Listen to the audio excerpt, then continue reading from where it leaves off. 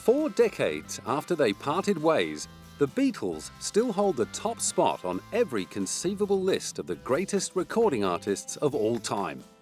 Not only do they beat all comers in the realms of critical and commercial success, no other pop act before or since has even come close to matching the Fab Four in terms of innovation and social impact. With pop music still in its infancy back in the early 60s, the lads from Liverpool broke so much musical, lyrical, stylistic and cultural ground that by the time they split in 1970, they'd left little new territory for successive generations of musicians to explore. As well as through their own catalogue of recordings, which continue to attract new fans every year, the Beatles have lived on through the legacy of their unmistakable influence on music ever since. There could be no doubt, however, that in creating such a hard act to follow, John, Paul, George and Ringo were also making a rod for their own backs, condemning themselves to a lifetime of comparison to their days as a Beatle. Whatever they chose to turn their hand to, their subsequent achievements would forever be judged against the unmatchable benchmark they'd set as a group. This is the story of what happened next.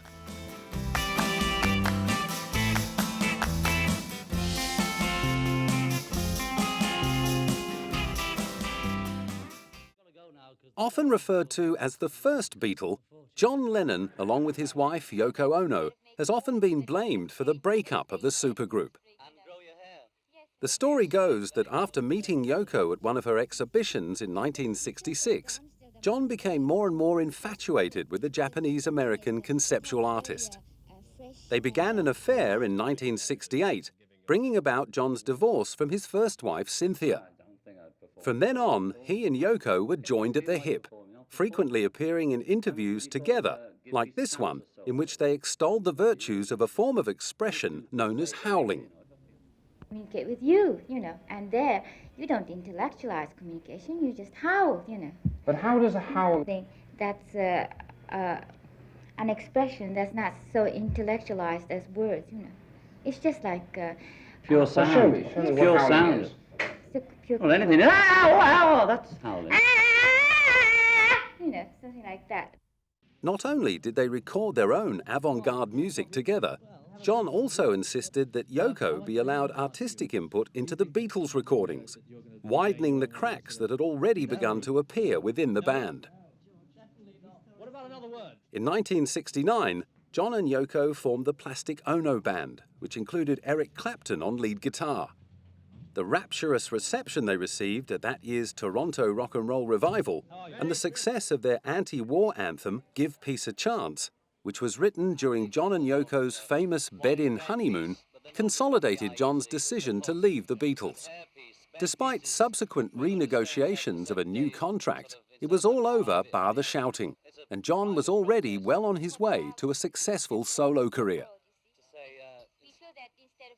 The following year, he explored the pain of losing his mother and splitting from the Beatles in John Lennon Plastic Ono Band, which featured the song Working Class Hero, complete with the famous expletive that saw it banned from BBC Radio. The change in artistic direction came with a new haircut, which saw him casting off his famous flowing locks and sporting a short back and sides. We just got cheesed off with it, It was getting in my ears. It's just the same way I grew it, I just felt like having it. Now I feel like having it short. It's for the new year, We wanted a new year head, I don't want to sound unkind, but don't you think that this may have been construed as just another Lennon stunt? Well, we tried to keep it quiet. Nice if it is. I don't care. It came useful for this, Yes. More stunts like that. Yeah, the more stunts the better. But when we cut it, we didn't think of that. We were just cutting it in private in the farmhouse. And I asked the chick that cut it to be quiet, and she lasted 3 days before she broke the news. Because I could have driven around Europe, you see, in disguise. Nobody would have known. But Yes, that's what we she wanted to just do. couldn't keep her mouth shut. Being granted the luxury of anonymity was just one of the hopes John Lennon held for the future. In the title track of his 1971 album, Imagine, he listed many more. Written as a plea for world peace, the song would quickly go on to become his signature tune, and remains by far the most popular of all his solo works. The album, which he co-produced with Phil Spector and Yoko, also included Jealous Guy and the song How Do You Sleep, which pulled no punches in its unveiled attacks on his former songwriting partner, Paul McCartney. Over the next few years, he and Yoko collaborated on more anti-war songs, like Happy Christmas, War Is Over. Their 1972 album, Sometime in New York City, focused its attentions on race relations and women's rights. It kicked off with a song called Woman is the Nigger of the World, which, like Working Class Hero, was banned from radio airplay. And much to his reluctance, John was being hailed as the leader of a social revolution.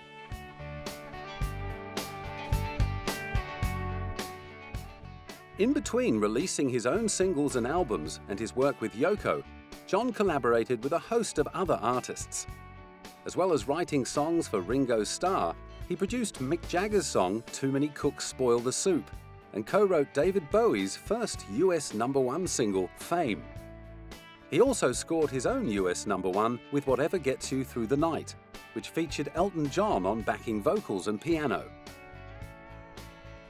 But while things were ticking away nicely on the professional front, John's home life was far from settled. The relationship with Yoko had become very strained in the wake of their 1968 arrest for possession of cannabis resin, with John facing almost certain deportation from the United States. He began drinking heavily, while Yoko became more and more focused on her work. In 1973, Yoko decided they should separate for a while and suggested John take up with their personal assistant, May Pang.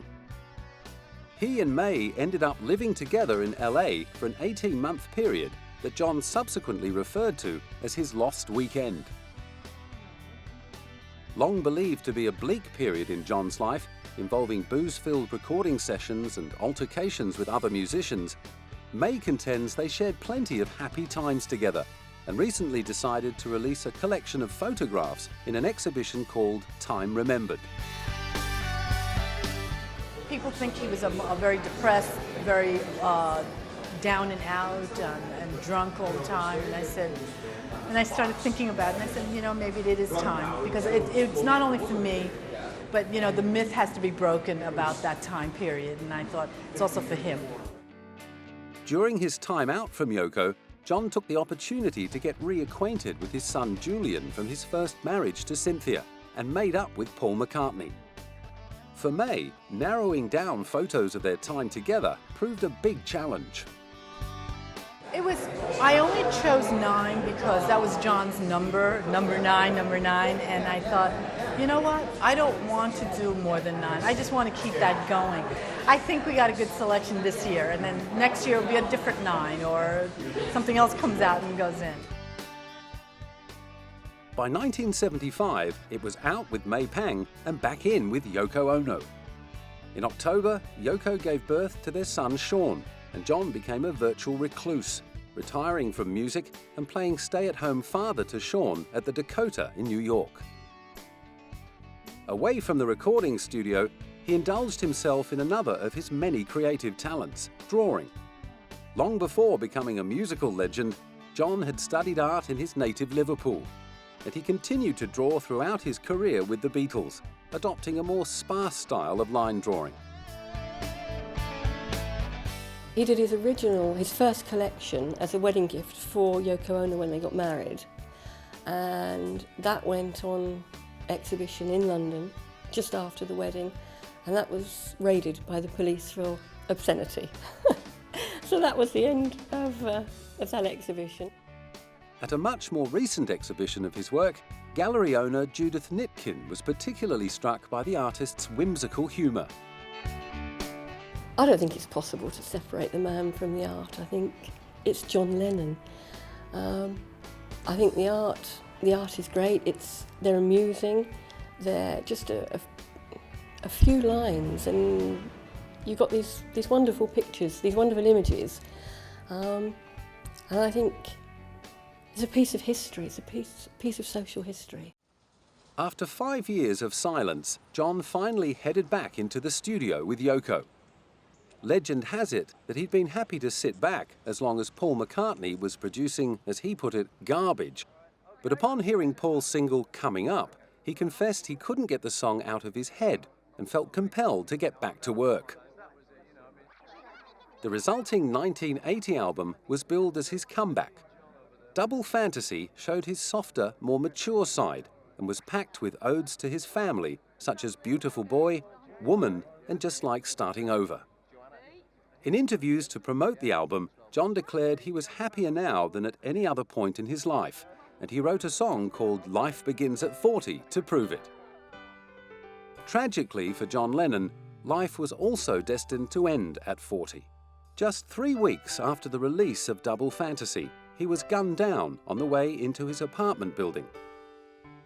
On December the 8th at 10:50 p.m., he was following Yoko into the Dakota when 25-year-old Mark Chapman stepped out of the shadows and fired 5 shots. 4 found their mark, and at 11:21, John Lennon was pronounced dead on arrival at the Roosevelt Hospital. Just 6 hours earlier, he had unwittingly handed his murderer an autographed copy of Double Fantasy on his way out to the recording studio. As soon as news broke of the tragedy, the world united with Yoko in shock and grief and flocked to the scene of his murder. The following day, she issued a statement explaining that there would be no funeral, saying John loved and prayed for the human race. Please do the same for him. Love, Yoko and Sean. Vigils took place around the world the following Sunday, the largest of which saw some 100,000 mourners observing a 10-minute silence in New York's Central Park. Every year since then, fans have been gathering outside the Imagine Circle at Strawberry Fields in Central Park to pay tribute to their hero and his message of peace. Mark Chapman was convicted of second-degree murder and sentenced to 20 years to life. He's since applied for parole 5 times, claiming to be over his delusions.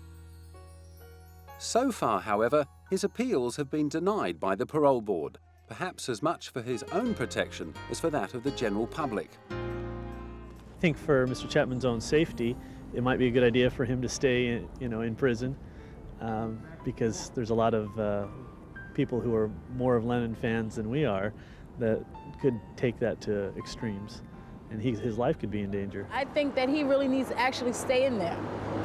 Let him suffer. Let him suffer the way and let him feel the hurt that everyone else felt when John Lennon was killed. Meanwhile, Yoko has remained true to the message of peace and love she and John epitomized with their bed-ins 40 years ago. Having forgiven Mark Chapman for murdering her soulmate, she recently reflected upon what John would have thought of the world today. Well, he would have been very upset that it's suddenly a very violent world again. He was a peacenik, But I think that he would have been excited about the internet, website, all that. And as fans gathered to mark the 25th anniversary of his death in New York, she was cheered by the obvious immortality of his widespread influence. I think the whole world, not just the musicians, are totally influenced by his thoughts, his music, and good for the world, actually. It's great. Yeah. On a personal level, however, there's no doubt that she still misses him terribly. Would have been loving. It's just that, when I hear Grow Old With Me, that's the one that chokes me up because, well, he was saying Grow Old With Me to me, and well, now he's saying to everybody, I suppose, to the world, so that's good. After waking to the news of John Lennon's death on the morning of December 9th, 1980, Paul McCartney holed himself up in an Oxford Street studio in London and spent the day listening to music. When he emerged later that evening, he was swamped by reporters clamouring for his reaction to John's death. Clearly drained and uncomfortable with all the attention, he replied that he was shocked at the terrible news and added the comment, "It's a drag, isn't it?" which instantly earned him a pasting in the press. Paul later confessed that he regretted the remark, claiming that he had intended no disrespect, but that he had been at a loss for words. Started off in The tragic passing of his former songwriting partner had temporarily silenced an artist who was on his way to becoming the most successful musician and composer in popular music history. With more number ones over the course of his 45-year career than any other artist. Just 1 year earlier, the Guinness Book of Records had honoured his achievements with the presentation of a rhodium disc. But even then, he'd seemed ill at ease with members of the press. Check. The award covers a period of 16 years, something like that. Would you briefly just sort of go through those 16 years and tell me a few of the highlights for you? No. I mean, we've all got our own personal memories. 16 years you want me to go through? No, just pick out one or two of the 16 years, highlights, Paul. Of the highlights of my career? The things that As we see it the things today. that stand out in your own memory. Meeting Jimmy Savile in the back of a van and hearing about his army exploits. That was a big one. Meeting the Queen. Come on, be sensible now. That's right. 16 years, I don't know. Going to America the first time, getting a number one in America. Going on our last tour with Wings to America and playing Seattle King Dome in front of like about 67,000 people. Couldn't see one of them. And meeting you has been basically the high spot of the whole 16 years, actually. When we look at your... Perhaps his reluctance to hobnob with the media could be traced back to his much publicised split from the Beatles. Although John, George and Ringo all voiced their intentions to quit the band over the course of the late 60s, it was Paul who officially banged the nail in the coffin by announcing their breakup on April 10, 1970, just 1 week ahead of the release of his first solo album, McCartney. He was also the driving force behind the legal dissolution of the Beatles partnership. As the reason for his departure, Paul cited personal differences, business differences, and musical differences, but most of all, he claimed, because he had a better time with his family. Press manager Derek Taylor was immediately put on the spot. Now, does this mean a business or emotional split within the Beatles? I should think a bit of both. But I think it's more of a break. He answers himself that he doesn't know whether it's temporary or permanent. That's the truth. I think none of us know that. Aside from the personal and creative rifts that had been opening up within the band, one of Paul's biggest bones of contention was the appointment of Alan Klein as business manager of the band's record company, Apple. Alan Klein's name is mentioned, and Alan Klein is definitely disowned in this question and answer. By Paul. Because he doesn't like Alan. Why doesn't he like I don't know, but he doesn't. Apparently, Paul had never trusted the abrasive New Yorker, despite the fact that Klein had renegotiated the Beatles' contract with EMI, handing them the highest royalties ever granted to an artist at the time. Meanwhile, the tough-talking Klein wasn't flinching. What do you feel about the fact that Paul apparently is definitely dissociating himself from you? It appears that he's antipathetic to you. Well, it's never pleasant when someone appears not to like you. I think his reasons are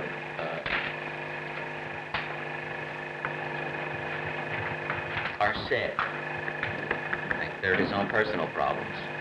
But unfortunately, he is obligated into Apple for a considerable number of years, so his disassociating himself with me has really no effect. But rather than allow Klein to milk the Beatles and diminish their artistic legacy, Paul acted to legally dissolve the band's partnership the following year. On his visits to the courthouse, he was accompanied by his American wife of 2 years, Linda, whom he credited with giving him the strength to work again after the Beatles' breakup. They'd met in 1967, when Linda was on assignment to photograph swinging 60s musicians in London. Paul was immediately impressed with her talent as a photographer. By the time the Beatles split up, Paul and Linda had already had one child together, called Mary. Paul had also adopted Linda's daughter, Heather, from her first marriage. While John was collaborating with Yoko over in New York, Paul invited input from Linda on his second solo effort, Ram, which reached #1 in the UK and #2 in the US. In 1971, the husband and wife team were joined by guitarist Denny Lane and drummer Denny Sewell, who completed the lineup of the new band Wings. Although Linda often drew derision for her weak vocals and awkward stage presence, Wings would go on to enjoy a great deal of critical and commercial success over the next 10 years. As well as reuniting with Beatles producer George Martin to record the theme song to the 1973 James Bond film Live and Let Die, they won 2 Grammy Awards the same year for their album Band on the Run.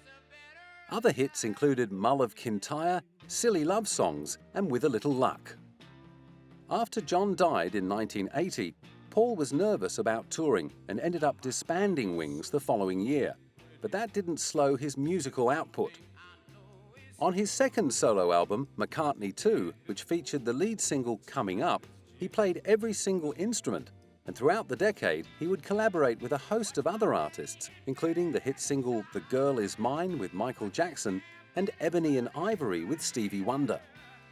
He also struck up a songwriting partnership with Elvis Costello, which spawned Elvis's hit Veronica. Like John and Yoko, Paul and Linda also faced legal challenges over their use of drugs. During the 70s, police had found marijuana growing on his farm in Scotland, and in 1980, Paul was arrested in Japan for carrying 7.5 ounces of cannabis in his luggage. 4 years later, they were busted once again in Barbados. Towards the end of the decade, it was time to get back out on the road with his new band lineup to promote his latest album, Flowers in the Dirt. Once you've got a band going, you start to feel like going on tour. You think, well, let's get out of this room and go to another room. So it's really that. We've got a nice band that we enjoy playing with each other. And so we're going on tour. 19 years after the Beatles had broken up, he was still being asked about a possible reunion. Obviously, the Beatles can't get back together now because John died. And to me, that was the ultimate thing. You know, even though people have suggested that the three of us work with Julian, I don't think you can replace John. He's just such a key factor, you know, it's impossible. And I wouldn't even want to try that. But as far as maybe me, Ringo and George working together again in some form, maybe playing together or making some songs together, that'd be the first move. In fact, the first move was teaming up with George and Ringo in the 1990s to put together Apple's The Beatles Anthology documentary series, which included 3 double albums of previously unreleased material and a 10-hour video box set. Sadly, however, the late 90s were marred by Linda's battle with breast cancer. Through her profile as an animal rights activist and author of vegetarian cookbooks, Linda had become a national icon in her own right, and Britain joined Paul and their children Heather, Mary, Stella and James in mourning her loss in April 1998. The same British public were left reeling less than 2 years later when Paul, or rather Sir Paul, was spotted squiring former model Heather Mills to several public events. Clearly besotted with the anti-landmine campaigner, he ignored the public outcry and pressed ahead with the courtship, much to the well-publicised disgust of his designer daughter Stella, who was just 3 years younger than Heather. Sir Paul and Heather were married in front of 300 guests in a lavish ceremony at Castle Leslie in Scotland, and in 2003 they had a daughter called Beatrice Milley. Heather set about convincing Paul's friends and fans that she was a worthy successor to St. Linda. Not only did she step up her involvement in anti-landmine campaigns, she took up Linda's mantle as an animal rights activist, becoming a vocal supporter of the People for the Ethical Treatment of Animals. But all her hard work fell on fallow ground, with Paul's nearest and dearest refusing to relinquish their mistrust of the glamorous amputee. The media were relentless in their determination to dig up details of her murky past, spreading rumours that she had formerly worked as a high-class prostitute. And in 2005, they hit pay dirt. Branding her Lady Mucker, a British tabloid published semi-pornographic photos taken of her for the 1988 book The Joys of Love.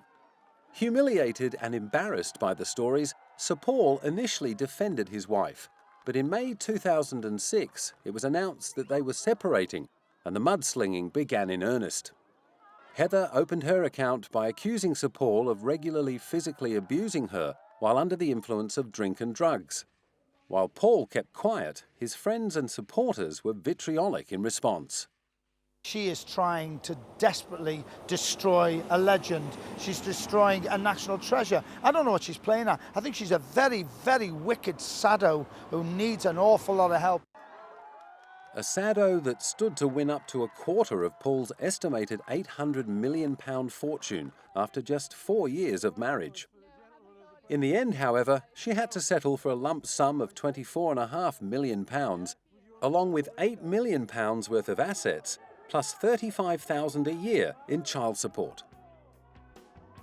But even while he was riding out what became known as the split of the decade, Paul never stopped working. While off on a 2-year world tour during which he headlined Glastonbury Festival, he wrote a behind-the-scenes book called Paul McCartney On Stage, Off Stage and Backstage. He also completed his third classical work, Ecce Cormeum. 8 years in the making, it premiered at the Royal Albert Hall in November of 2006. Already separated from Heather at this stage, he was free to talk about the real inspiration behind the work. It was started when Linda was alive, and we originally went up to Magdalen together. So it has a lot of my feelings for her in it. When she died, it stalled me, and it took a year or so before I could get back into it. And the interlude in the middle, the particularly sad melody, is what got me going again. So her spirit is very much in this. It would have been her birthday yesterday, so very appropriate. There was also the 2005 album Chaos and Creation in the Backyard, and 2007's Memory Almost Full. The phrase Memory Almost Full, because it would seem symbolic of our life today. I think, you know, the life moves so fast, and not just for me, for many people. Like, your messages are always full, and your mind's full. You know, it doesn't matter if you're my age or 20. I think, you know, we need to delete stuff every so often, like I needed to delete my messages. I think you need to delete facts now just to clear your mind. So that was what appealed to me. I thought it was like symbolic of how we live. So it's not really to do with my memory.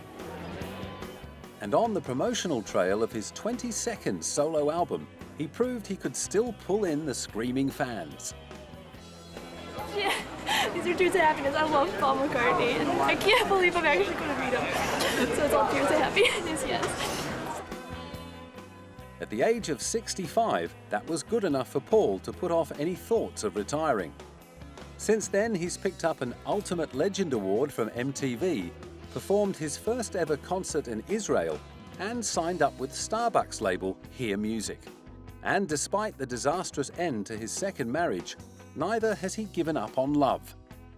Even before his divorce from Heather became final, he'd begun dating trucking heiress Nancy Chevelle, proving that there's still plenty of life in the old Beatle yet. I'll do it as long as they like it and I like it. Despite his incredible gifts as a musician-songwriter, George Harrison was destined to remain eternally overshadowed by fellow Beatles John Lennon and Paul McCartney. Maybe this was due to him being the most junior member of the group, or perhaps it had more to do with his famously shy nature, which earned him the nickname the Quiet Beatle. Towards the end of the 60s, however, George's songwriting talents were garnering more and more recognition. His song Something was covered by Frank Sinatra, who declared it one of the greatest songs of the last 20 years. Despite this, Paul's gripes about his guitar playing were wearing him down, and George walked out twice. On top of that, he had to contend with being arrested and charged for marijuana possession. He and his wife Patty were found guilty and fined £250 each. After the Beatles split in 1970, George was quoted as saying, "The biggest break in my career was getting into the Beatles in 1962. The second biggest break since then is getting out of them. By then, he'd amassed a backlog of his own material, and he was first out of the blocks with his solo effort, All Things Must Pass. The sheer volume of material on the triple album confirmed the feelings of many fans that his songs had been stifled by the Beatles. All Things Must Pass was a massive hit, but one of the most famous songs of the album, My Sweet Lord, got him into legal trouble because of its similarity to the 1963 Chiffons hit, He's So Fine. He was sued for copyright infringement. George denied deliberately stealing the song, but he ended up losing the case in 1976. The battle over damages dragged on until the 1990s. Meanwhile, he remained steeped in the Indian culture and Hinduism he'd embraced in the late 60s. As well as studying meditation with Maharishi Mahesh Yogi, along with the rest of the band, he developed a close friendship with sitar player Ravi Shankar and recorded a film score in Bombay. In 1971, he and Ravi organized what is now recognized as the first major charity concert. With a heavyweight lineup that included Eric Clapton, Bob Dylan and Ringo Starr.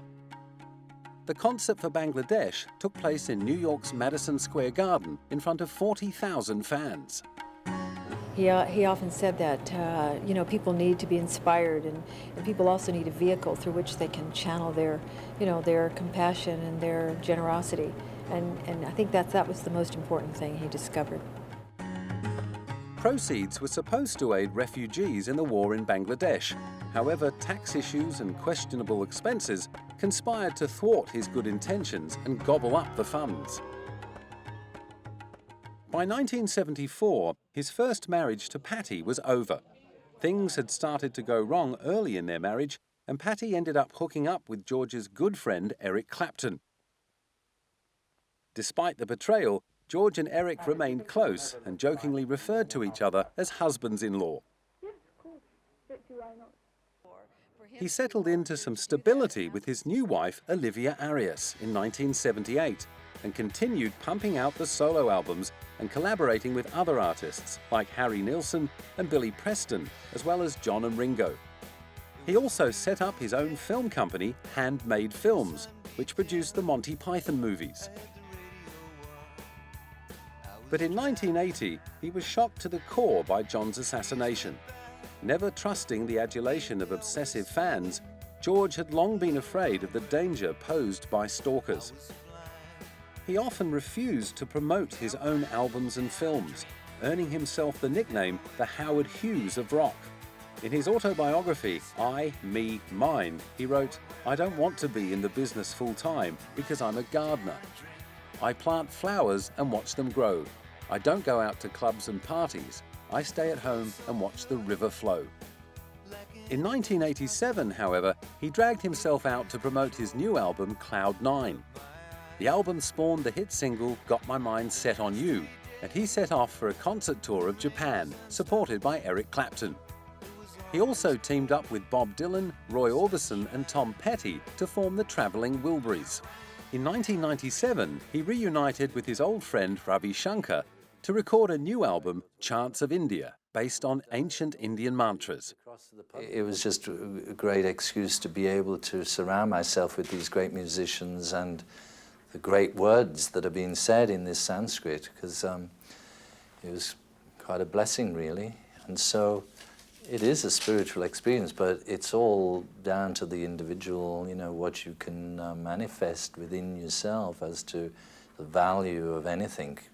Really, the whole of life should be a spiritual experience because we are spirits who are just encased in bodies.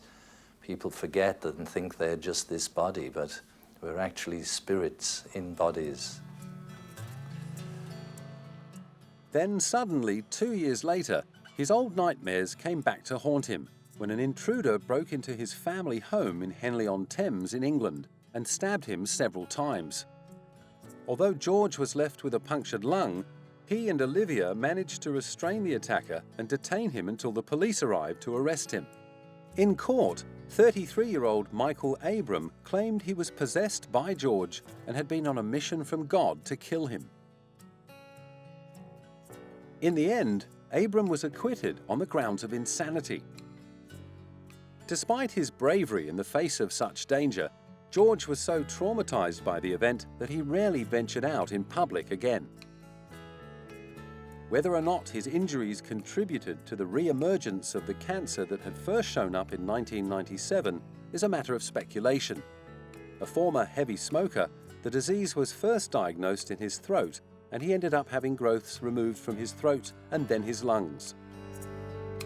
It's going to have the potential to spread. One of the areas it can spread to is the lung, another is the brain. If it's a separate cancer in the lung, that too can spread on its own to the brain. But it's likely that they're related, and the more cancer you have, the more difficult it is to treat, I'm afraid. But by 2001, the cancer had returned, spreading to his brain. Despite aggressive treatment, the tumour was found to be terminal, giving George just enough time to work on songs with his son Dhani that were released as the album Brainwashed after his death.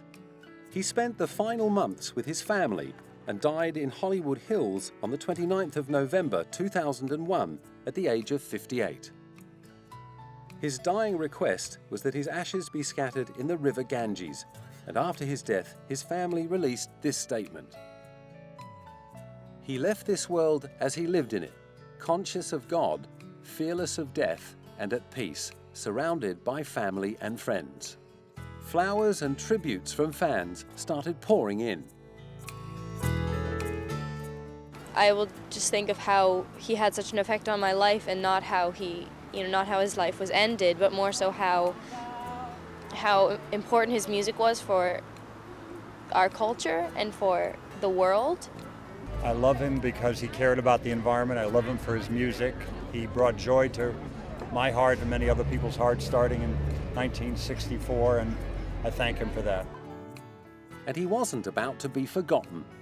First, there was the memorial concert in his honor on the first anniversary of his death, which raised money for his charity, the Material World Foundation. A year later, he was ranked 21 on Rolling Stone's list of the greatest guitarists of all time. And in 2004, he was inducted as a solo artist into the Rock and Roll Hall of Fame. Then in 2005, George's widow Olivia staged a star-studded launch of the DVD of his 1971 concert for Bangladesh. Because, musically it is a little bit of history, because it's one of those things you'll never get those guys together again. And so it's important, I think. And the legacy? And the show was great. The launch also included performances by his old collaborators Ringo Starr and Billy Preston, as well as his son Dhani, who also worked on the project. Finally, in April 2009, he was posthumously awarded his own star on the Hollywood Walk of Fame. Alongside Paul McCartney, celebrities queuing up to pay George their respects were Monty Python member Eric Idle and film star Tom Hanks. Let us thank them all for making life worth living that much more. Every record was an event. Every cut was an opera. The entire story told ours. All things must pass, sure, but George is going to live forever. Thank you very much.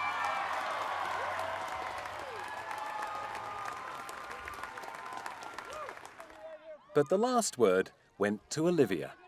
We all have deep feelings for George because he was such a deep-feeling person. Once you met him, you couldn't help but be drawn into his world. And he wanted to be in your world, too. To me, he was a beautiful, mystical man living in a material world. And he was as funny as the day is long and just as perplexing. I think I speak for all of us when I say that as time passes, we discover more and more how deeply seated he is in our hearts and our lives.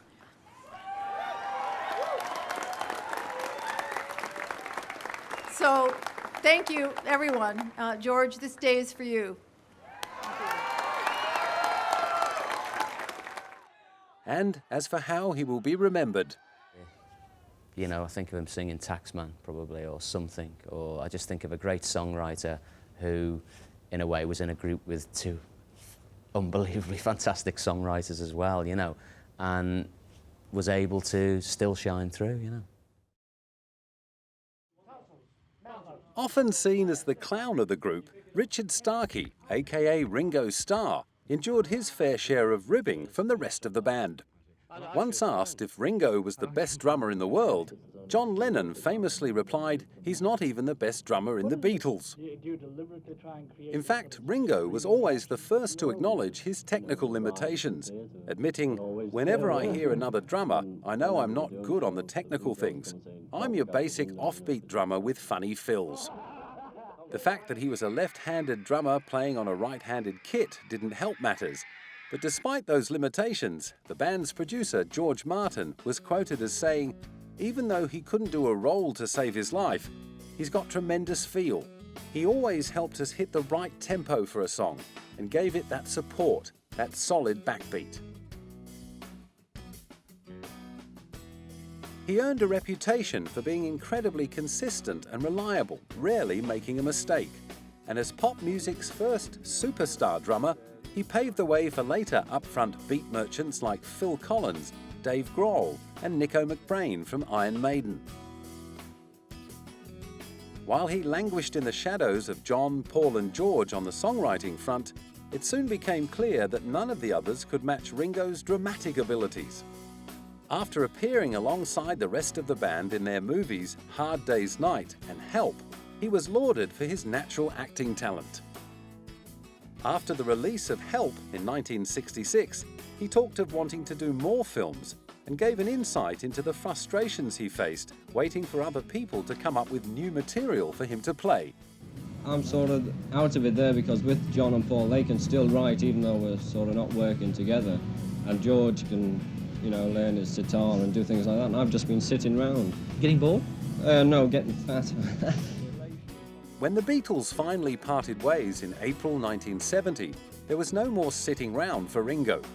He'd released 2 solo albums by the end of the year. First came Sentimental Journey, featuring his versions of a collection of rock standards. Then Beaucoup of Blues, a country-flavoured album that brought him 2 hit singles.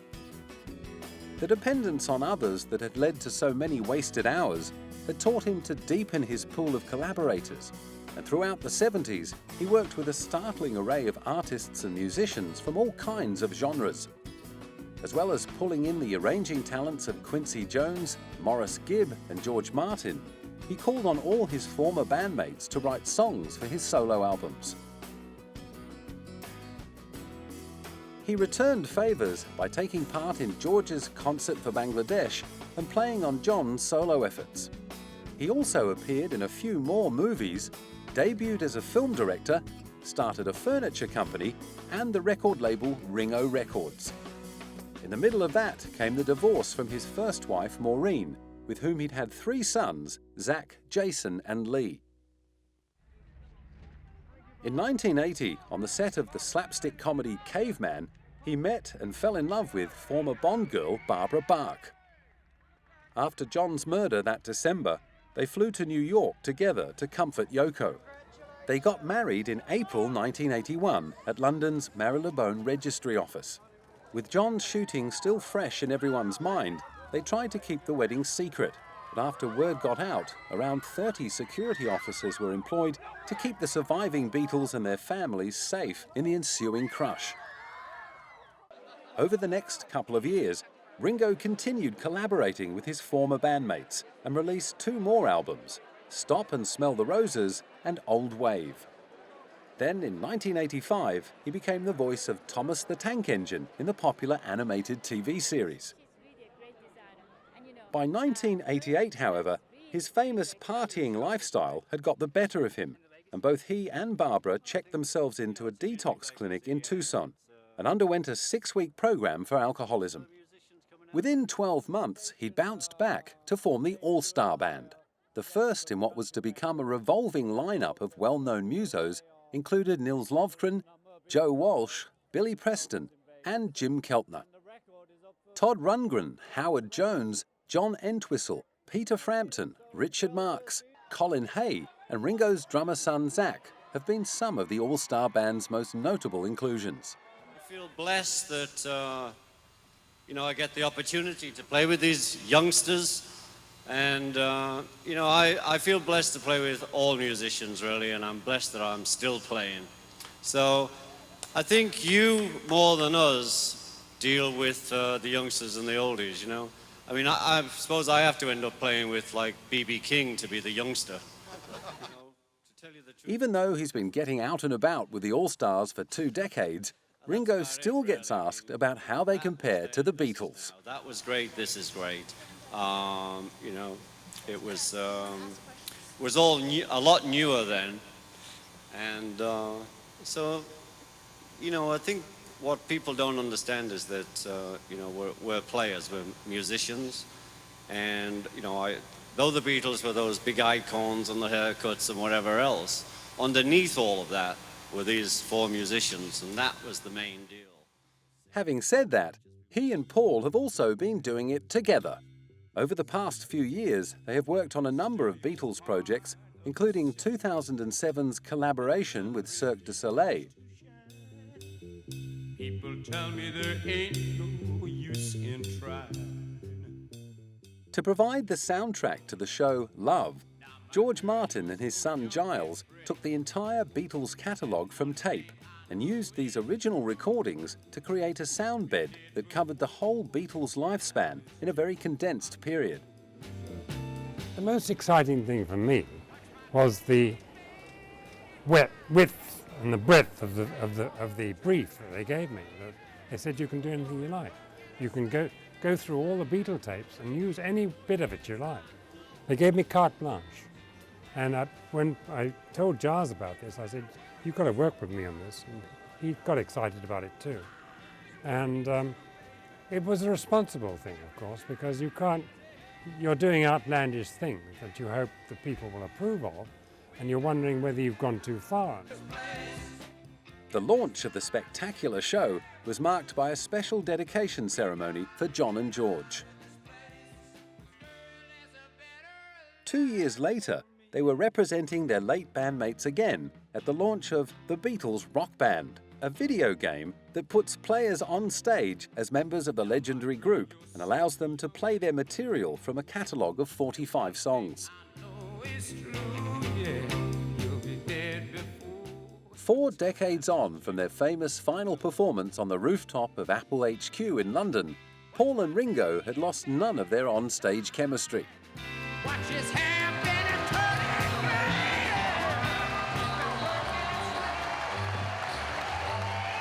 Good morning, everybody. Thank you. Welcome. All right. Looks like they want us to talk amongst ourselves, Paul. Yeah, I think so. What do you think of the game? I love it. I love it. It's You great. love it? Yeah. I Okay. can't play it. Thank you. Thank you very much. No. Say a bit more. Yeah. Now, the game is good. The graphics are very good. And we were great. Now, we love the game. It's fantastic. Who would ever thought we'd end up as androids? But I like the way I walk. yeah, so thank you very much for having us here and having us on your game show. We love it. It's wonderful. Anyway, God bless, peace and love. Thank you. Yeah. Enjoy the game. Thank you. Whoa.